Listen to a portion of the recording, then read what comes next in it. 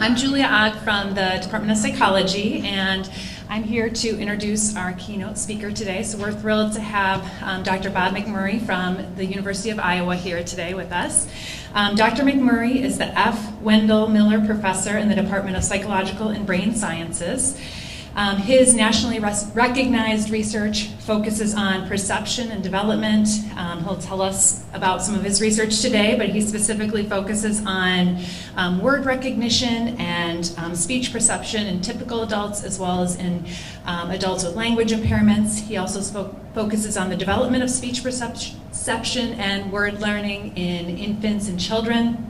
His research is widely published. He has over 100 peer-reviewed articles in very high-impact journals.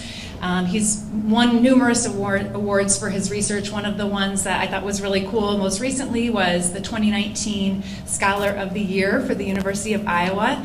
The CISLL leadership got to have dinner with him last night, and he was so generous with his time and ideas, and we really learned a lot at that dinner. So I'm really excited to introduce him for his talk today, which focuses on dimensional characterizations of individual differences in processing. He's going to share some challenges with current cognitive models and give us ideas for future applications of that work. So I will turn the floor over to you. Thank you, Dr. McMurray. Thanks, Julia. I want to start by saying, so I direct the Delta Center, that's what that little triangle is, which is a center at the University of Iowa devoted to development and learning, theory, and application. That's what Delta stands for. We're a lot like you guys, and I've really been impressed. You guys are doing all the right things. You have an incredible collection of scholars and a great leadership team. So I'm very impressed with what you guys have done here and what you've accomplished. It's been a fantastic visit. Had a great time at dinner learning about everything. Great this morning to hear about some of the research you're doing and some of the great activities your center does. So congratulations. You guys owe a lot to your leadership, both present and historical, for building a great community here. The other thing I want to do is start, I guess you could call it a positionality statement, but this talk is written from where I come from, which is as a cognitive scientist, and I know that you guys come from a lot of different disciplines, and that's what makes CISLL great. So there may be parts of it where you're like, oh yeah, we knew that 30 years ago. Get with the program cognitive science, and you can be like, yeah, we knew that 30 years ago, and cognitive science is finally resonating with that, right? Or there might be parts of it you're like, oh, I need to think again, right? But really, I'm going to show a whole bunch of data, and I'll explain that in a second. There's a philosophical message here, and Bruce Tomlin, who is a speech pathologist that I've worked closely with ever since my time at Iowa, and really more Bruce, have been developing some different philosophical groundings for how to think about language research, and I want to share that with you, and then use a lot of work from my lab to kind of illustrate that. Now, the last caveat, I had initially planned a much shorter talk, and at dinner last night, we were talking about various things, and every time I brought something up that I had intended to cut out of the talk, Julia, Melissa, or Lindsay, no, you got to talk about that. So now my talk is longer than I wanted it to be, and I apologize. I put some hyperlinks in it so I can skip stuff. This is not quite the length of the talk I wanted to give, but you can blame your leadership for that. Your excellent leadership. I'll try to acknowledge all these folks as I go. I have a really big team. I have several research labs in 2 counties in Iowa and in the hospital, and all this work wouldn't happen without them. And you can see all the major players here. They're in yellow. Keith Applebaum was a research scientist with me for many years. He's now left, which makes me very sad. He was instrumental in a lot of these studies. I already mentioned Bruce Tomlin. It's hard to understate the impact he's had on this work. Lots of graduate students, actually a lot of undergraduates. As I was sharing last night, a lot of times my research direction has changed completely because of undergraduate research, because undergraduates can do risky things. And sometimes those risky things really pay off in a big way. I'll try to highlight that throughout this. So I'm going to start with a little writing lesson. We're all academics here, and we have to write papers, right? It's a publish or perish world. And I want to teach you a trick that all cognitive scientists use to start their papers. It's a good trick. You've seen it before without realizing it. So here's how your paper starts. Right? This is your intro slide. Hopefully you've got some people from different departments on it. And your introduction works like this. So you start by naming your field. Speech perception, categorization, sentence processing, discourse, you name it, whatever your field is really hard. Really hard. And then you go through a sort of computational analysis of the problem, like what makes it hard, right? Why is it so hard to understand a sentence or learn a word or whatever? And we all know these problems. They're like endemic to each of our subfields, right? But then you say, but most people solve this effortlessly, right? How many of you have written that introduction? I have. How many of you have written it more than once? More than 10 times. I'm keeping my hand up here, right? This is how we start, right? This is not the case. I could do the same thing for speech pathology, be a different introduction, or for many of these other fields. But this is how we do it. Now, the point of this talk today is that this is hogwash. This is not right. This is absolutely demonstrably false. Now, what do I mean by that? Well, those of you who are speech pathologists know that developmental language disorder, what we used to call SLI, affects 10 to 15% of children. Attention deficit hyperactivity disorder, which also has language deficits associated with it, affect 9 to 10%. Dyslexia is about 10%. 23% of people have hearing loss, and 62% of us will have it at some point in our lives. Now, these are just at the levels where we'd say, hey, you've reached some clinical threshold and you need intervention. Let's take a look at non-clinical thresholds. This is the National Assessment of Educational Progress, right, which the Department of Ed does every year. In 2013, about 60% of American students were not proficient in reading. They were not meeting grade level expectations. In Iowa, the numbers were only slightly better. 60%, right? Now, in cognitive science, we have been studying word recognition, visual word recognition, reading for a long time. Here's 2.7 million citations. And yet, 60% of kids aren't reading proficiently. That's a real problem, right? And to some extent, my field, my people have missed an opportunity, right? We've dove into the wrong places, and we're not making the impact that we should. So, okay, where does this framing come from? Like, why have we all adopted it? And in language, it's Chomsky, right? And even anti-Chomskyans, which I consider myself one. I'm a connectionist, dynamical systems, all sorts of crazy cool ideas. Definitely not Chomsky. We still stuck ourselves into this paradigm. Because Chomsky said that if we really want to understand language, we should focus on ideal, skilled language user. That there's a single normative version of language. In fact, it's normative across the whole world. We all share it, right, at some deep level. That we should focus on competence, not performance. We should focus on aspects of language that are universal across people and across languages. And that we should focus on what we might now call ideal or optimal or rational processes. And in this way, I hope you can see that the Bayesian revolution in cognition is also kind of the heir to this kind of thinking. And even if you don't buy the Chomskyan view of language, there's another part that Chomsky's left us with, which is that we make arguments based on empirical evidence, but just as often in my literature, we make them based on engineering principles. That this model is more parsimonious, it has better cognitive economy, it's a better solution to this problem that I outlined in my introduction that I said most people solve effortlessly, right? So this is another legacy of the Chomskyan paradigm. Theories are good under this view because they elegantly fulfill some notion of a function, right? Oh, we have a function to learn words. We have a function to segment speech. Here's a theory that elegantly solves that. This becomes very evolutionary. It's very developmental or adaptive. But the other implication, and this is really the heart of the talk today, is that we make the assumption there's only one good solution to the problem. Like, word recognition is so hard that if we could just figure out how anybody does it, we'd have it, right? Because there's only one way you could solve that. And anything that differs from that, anything else, is suboptimal. Now, if you dive into the philosophy of medicine, actually, which is a weird place to go at this point, you realize that this has an analogy in a philosophy called naturalism. And this is a philosophy of what makes a disease. The idea in naturalist philosophy is that biological systems serve a particular function. The lungs serve to extract oxygen from the air and get it into your blood. The heart serves to pump blood, and so forth. These organ systems have a proper way to function, and when they deviate from that, we have disease, right? Now, this should feel kind of comfortable to you, right? That's like how we like to think about medicine, right? You go to the cardiologist when your heart is not working as expected. But the consequence in cognitive science is that we focus on what I call the modal language user, the person whose language system functions properly, right? Language becomes an organ like the heart. And of course, Chomsky explicitly makes that argument. So now we're focusing on these people whose systems function properly, who solve this problem effortlessly. And who are these people? Well, they're monolingual, they're young adults, they're healthy, they're normal hearing, they're neurotypical, they're literate and educated, and they're using language in an ideal environment, like my soundproof booth. And any other condition, we're going to treat it as analogous to disease because it masks the true optimal nature of the system. This is a sort of deeper version of performance versus competence.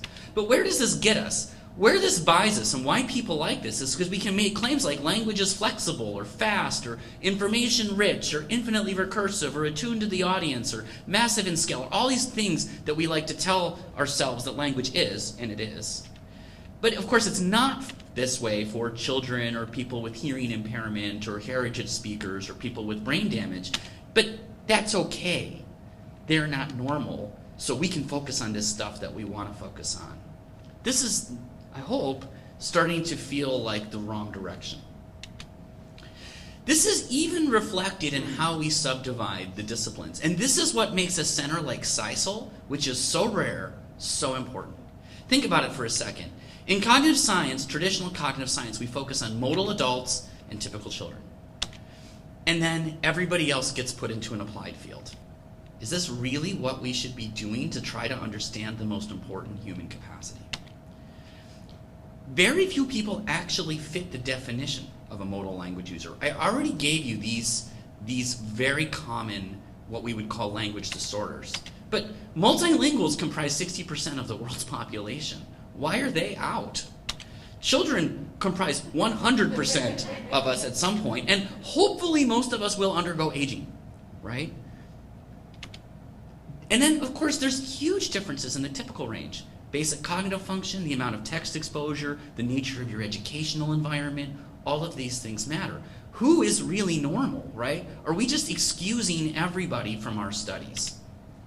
And then there are professionals, voice actors, pilots, auctioneers, radio announcers. They use languages in a different way that's very well tuned to certain goals. And even what we would call modal listeners face non-modal circumstances like speech and noise, quiet speech, accented speech, new words or sentence constructions, processing speech under dual task conditions, listening to a boring talk while daydreaming about what you'd rather be doing, right? All of these things make language use non-optimal, so to speak. Is anyone normal, right? Is there any single form of competence? And are we treating everyone as different or diseased?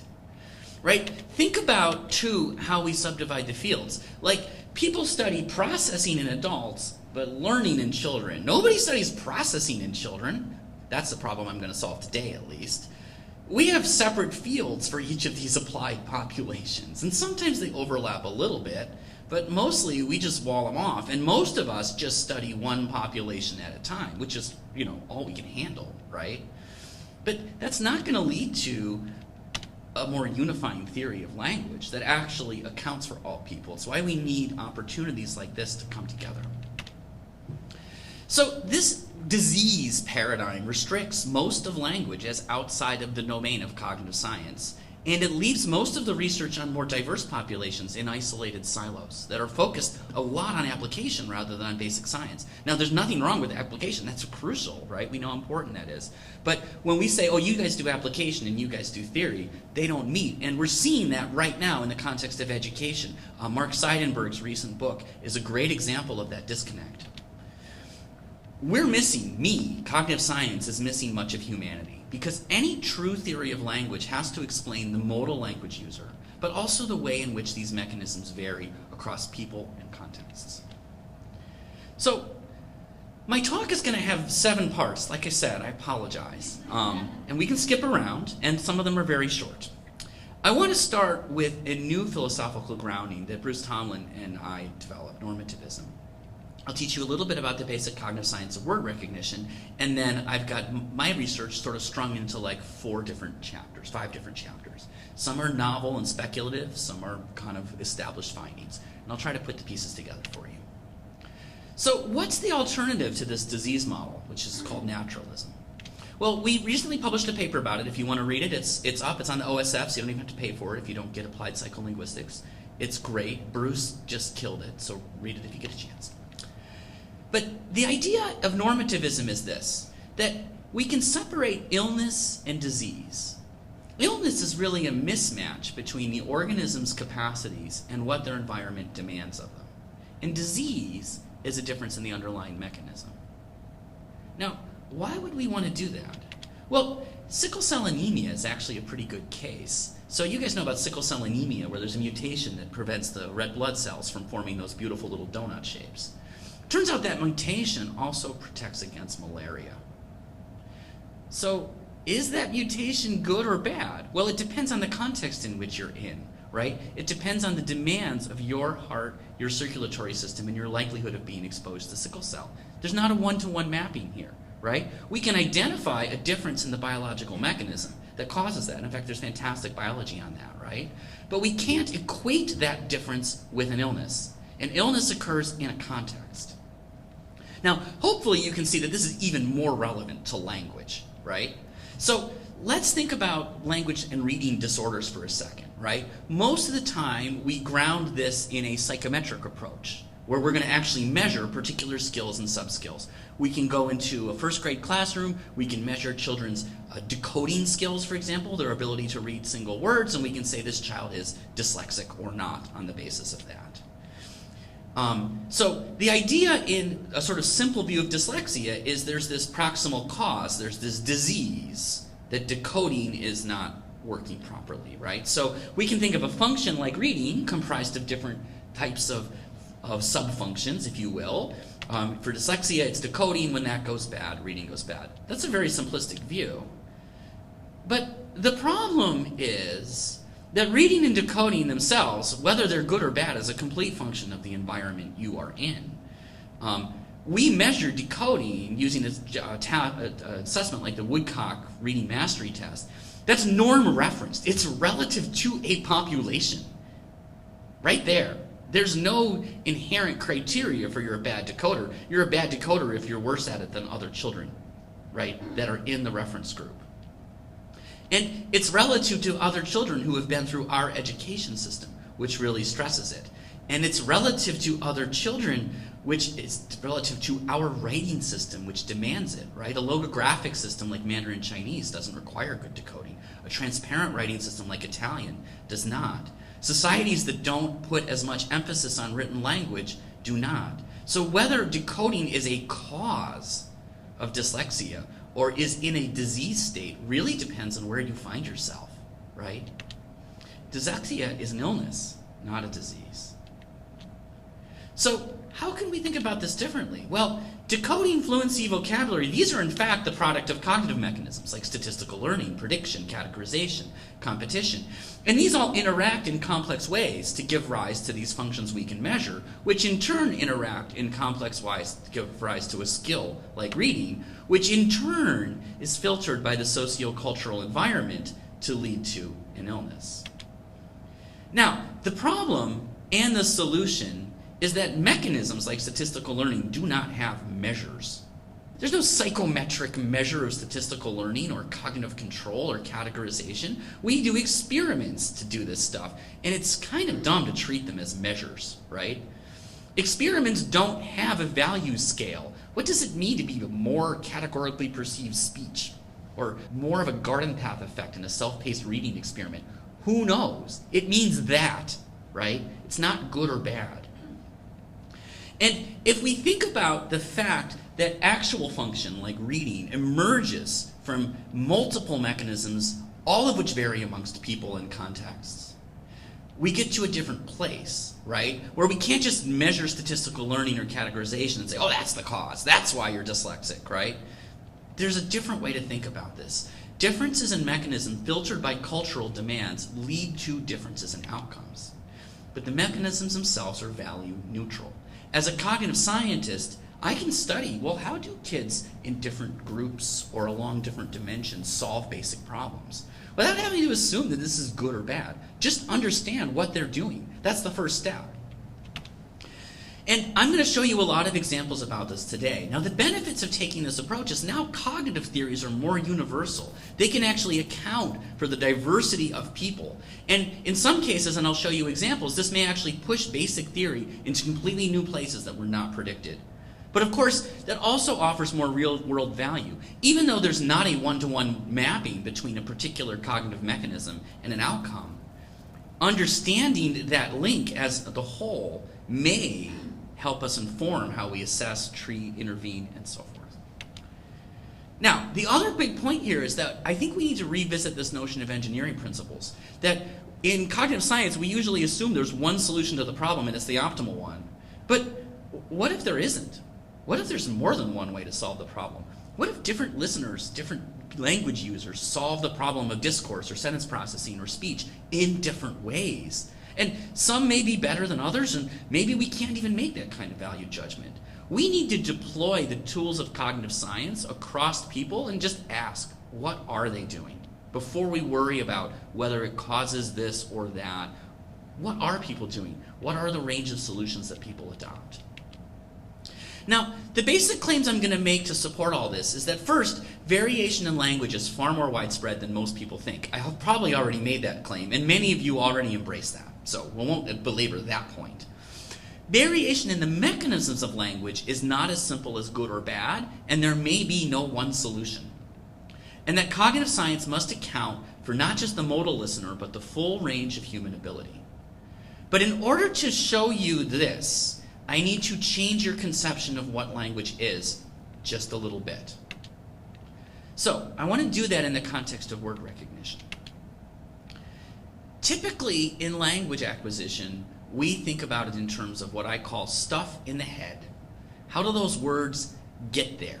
When do the words get there? When do the grammatical rules get there? Does the child know this phonological regularity or this grapheme-phoneme correspondence rule? And any variation then is either you didn't get it or you have variation due to performance, like working memory or cognitive control or something like that. Now, this is important. This is not wrong, but it's only half the story, right? Why do I think that? This is the spectrogram of the word bail, and I've marked the second and first formant, and this is a very classic graph from Hillenbrand, Getty, Clark, and Wheeler. And what they did was they measured something like 60 people saying all the vowels of English.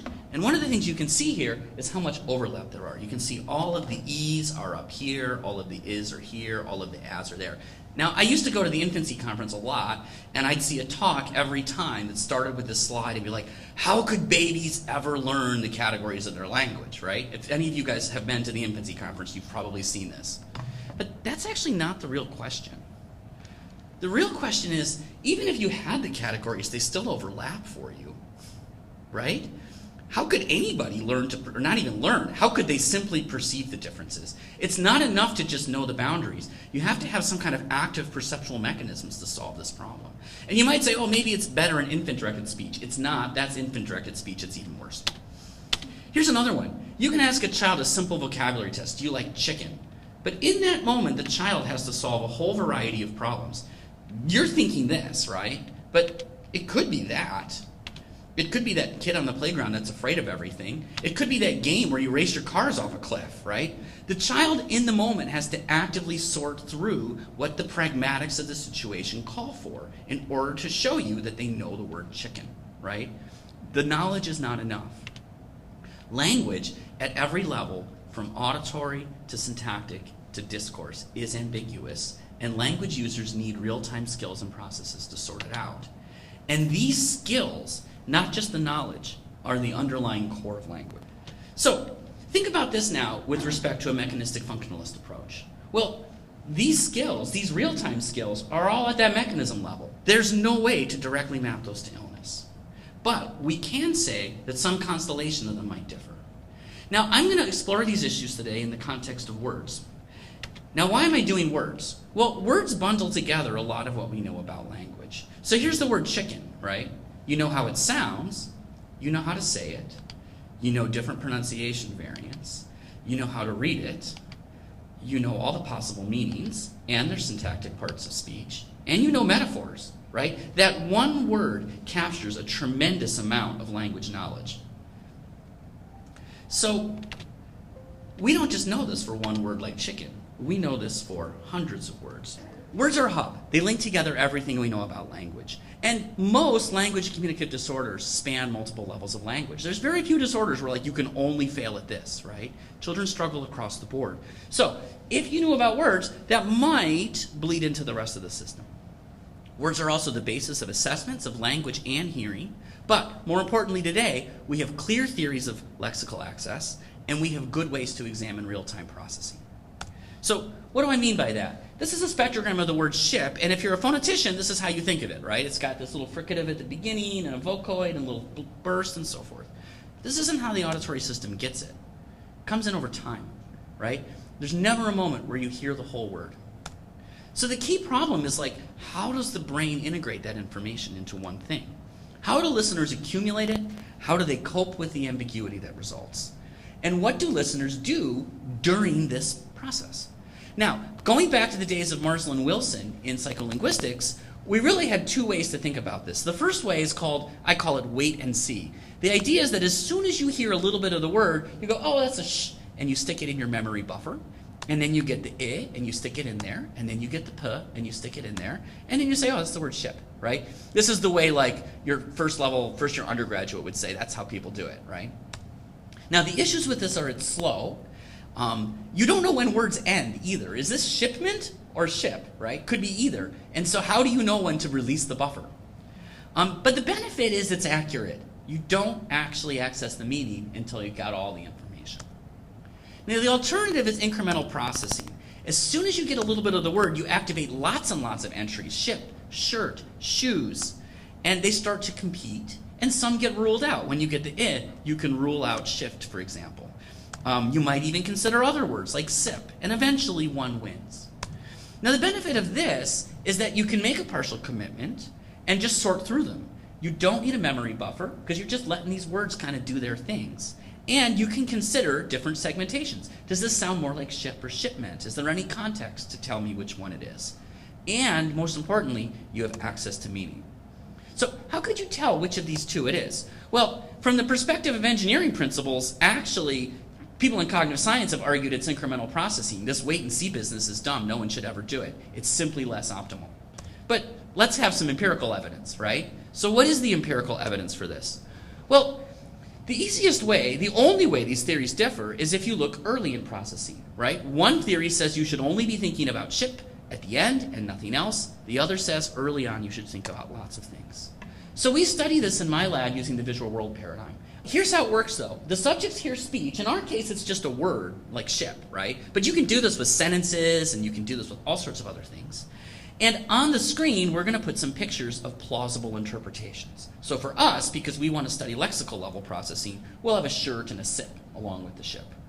And we monitor people's eye movements. Now, in order to do this task, people have to find it, right? They hear ship, they got to look around. You can make between 2 and 5 eye movements a second. And that means that the eye movements will tell you what people are thinking at 200 milliseconds, 400 milliseconds, 600 milliseconds, and so forth. The other critical thing here is that in order to show an eye movement, you have to access the meaning. These are pictures. You have to hear ship and think about water and think about boats and things like that because you have to look at the picture. And thus, the eye movements tell us when people start to access the meanings of various words. Now, why would you use this? Well, first of all, it's natural. We're asking people to hear speech and map it to meaning. It's not like a lexical decision task or a forced choice judgment. This is not really what people do all day, but at least we're tapping the right pathways. People have used this with lots of variable populations, so it's widely used, and it's because it's easy. Second is it focuses on this actual piece of comprehension, hearing a word, choosing the referent. And the third is that eye movements are generated very fast, effortlessly, and automatically. People are not aware they're doing this, and you just see the data as it emerges. So here's what our data looks like. This is just one trial. The target word is going to be ship. We have a cohort competitor. That means a word that overlaps at onset. We have a rhyme competitor, sip, and an unrelated word because you have to have a baseline. Now, eye movements are not continuous, they're discrete. And actually that has really deep problems for what I'm about to tell you. I just wrote a massive tome about this. One trial, maybe you just look at the ship. And maybe a second trial, you look a little bit later. And maybe on a third trial, you briefly look at the shirt and then switch. And what we do is we average across hundreds of trials to get smooth curves look like this, where you can see people are gradually converging on the target, briefly fixating the competitors and rule them out. So we're really seeing the underlying dynamics of cognition here. And this, of course, is real data. These are typically developing 18-year-olds that Bruce Tomlin and I collected. And you can see exactly what I described. So early on, people are looking at both the ship and the shirt. Gradually, they rule out the shirt, and they might briefly think about the sip.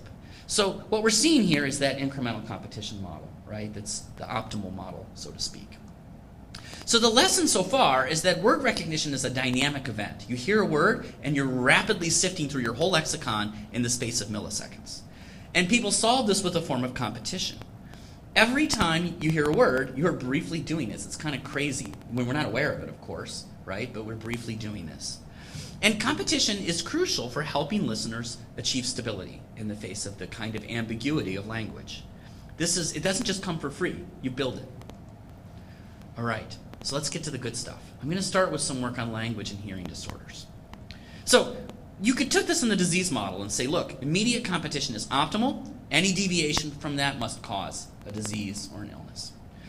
And so Bruce Tomlin and I set off on this road about 15 years ago to look at children with developmental language disorder. Of course, most of you know DLD. These are kids with poor language but no obvious cause. It affects about 10 to 15% of children, and it persists throughout their lives. It's very developmentally stable. We were studying teenagers. These were kids that were in Bruce's massive longitudinal study at the kind of tail end of it. We went out in vans to their communities and tested them right there in the van. It was super fun. We tested 4 groups of kids, although they're really continuously distributed. So kids who have both developmental language disability or disorder and a cognitive impairment, so they have low nonverbal IQ, kids who have good cognition but poor language, kids who have good language and poor cognition, and so forth. These are the results. So these are the fixations to the correct word. The blue and the white are the kids with normal, so-called normal language, and the red and the purple are the kids with poorer language. This is not the pattern we expected. They're just not looking at it all the way. Now, they're clicking on it. We threw out all the incorrect trials, and there weren't very many of them. So what that means is they're not as confident at the end of the time, at the end of processing. And what's going on is they're still looking at the competitors. They're hearing ship, they're clicking on the ship, and they're still looking at the shirt 2,000 milliseconds later. It's like they can't rule it out, right? They know what it's supposed to be. They're getting there, but they can't fully rule out this competitor. So we find this robust deficit, but it's late. It's not necessarily early in processing. It's not about speed, right? It's about not being able to fully suppress competitors. And we've replicated this now in 2 additional studies with these late teenagers. Now, we don't know about younger kids, and that's a part of the project we're doing now is to try to find out. But at least in adolescence, this is how it manifests. We've also shown that it's likely a lexical thing. We've done some manipulations of the auditory signal, doesn't affect them, but they still show this failure to fully resolve competition. And we recently published a paper that suggests it might be a difference in how inhibition works in the lexicon for them. Now, why is this bad? Well, imagine you're hearing a sentence like, the boy ate cookies, right? And when you hear boy, you also briefly activate big and suppress it. When you hear ate, you briefly activate ape and suppress it.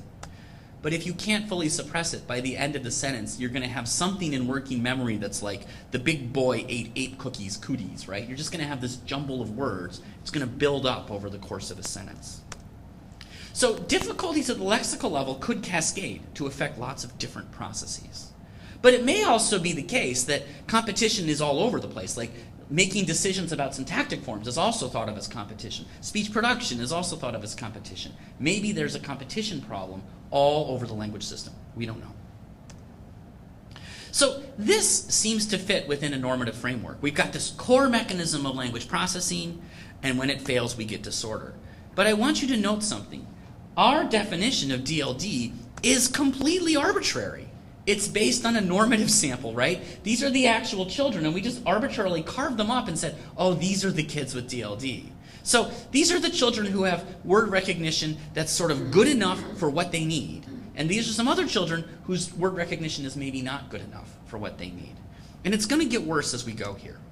Meanwhile, in my other lab, I study people who wear cochlear implants. So these are deaf individuals who, some of them were prelingually deaf, some of them were postlingually deaf, who receive a cochlear implant.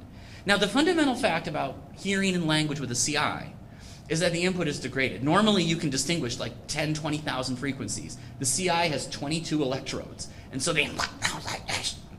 It's very, very hard, right? Here's a spectrogram where I've simulated it, but this is a terrible simulation. That's not actually what a CI looks like. So it's unnatural and ambiguous, and people have to adapt. Now, for a postlingually deaf adult, here's how the adaptation works. Over the course of development, they learn what sounds like shovel and shower sound like. They know exactly what those look like.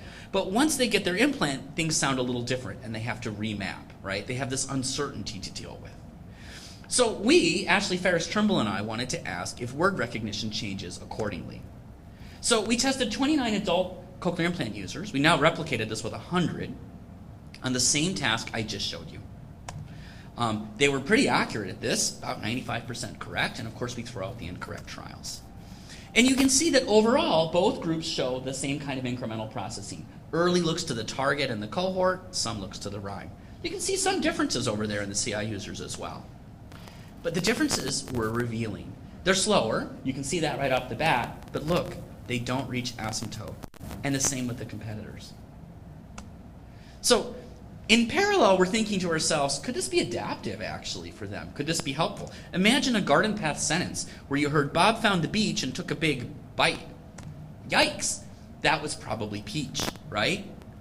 This probably happens to people with a hearing impairment all the time. And if they kept their options open, they could revise. They could revise more easily. So this might be a way to be flexibility. It could be helpful to delay strong resolution. Now seriously, we were thinking this, and we were publishing the DLD papers at the same time, and it only occurred to me this year that, oh my God, these are the same patterns, and I just argued that one was bad and one was good. Right? Same mechanism, same, quote, disease, if you want to call it that, different consequences. DLD, we think it derives from differences in the architecture of their lexicon, things like inhibition. In CIs, we think the lexicon is probably similar, but they have a different problem to solve, given their hearing demands. Now, maybe not. Maybe this is actually adaptive for people with DLD. We don't know, right? But we do know that there's this dimension of competition resolution that's important, and it may be differentially important for different reasons for different people. Now, what about children? So this is a more interesting case. So prelingually deaf children have a different problem. They have to learn what words sound like. So they're going to learn from these inputs and try to build templates for the words. This is going to be much harder for them, and generally it is much harder for them because the input may not be separable. So we tested 18 adolescent CI users. Again, we've replicated this with a much larger sample recently. They were actually pretty well performers. They're not that representative because they were implanted older.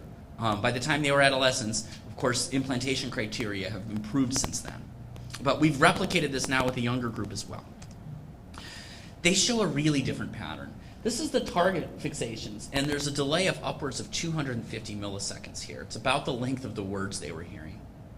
And because of that delay, they actually show less competition from the onset competitors. They hear sandal, and they don't look at the sandwich very much because they've already heard the whole word when they begin lexical access. This is wait and see. This was the thing that I told you from design principles people should never do. Right? And in fact, most populations don't. This was really surprising that we could find a basic violation of the Marsland-Wilson paradigm. So here's an example of how understanding the whole diversity of how different people solve this problem can really challenge basic theory, right? Make us rethink what word recognition is supposed to work like. Now again, we don't know why they do this. Is it because they're really struggling? And this is what you do when you're really struggling, is you slow down. This is what I do in a motor skill when I'm really struggling, right? Could this be an adaptation? Could this help them be more accurate? We're trying to understand that now. That's the topic of our current grant. But the point is they do this, right? That language works differently for them in really interesting ways. So the bottom line from this first chapter is that humans exhibit a range of strategies for lexical access. They don't fully resolve competition, not all people. They might wait and see, right? We see these permutations. Are these good or bad? I don't know. And in some ways, this can only be answered relative to cultural values. What are these listeners trying to achieve for themselves, right? What is the culture they're in? What are their goals? That's how we answer that question. We can't say as a whole it's good to wait and see. We can say, for these listeners, given their environments, it's good to wait and see, or it's not. And in fact, our current grant, we're doing social and network analysis of cochlear implant users to find out how much diversity they face every day. We're doing ecological momentary assessment to find out what are their listening demands and see if some of these strategies relate to people's own needs. I suspect they do. I hope they do. Otherwise, the NIH just wasted a lot of money on us.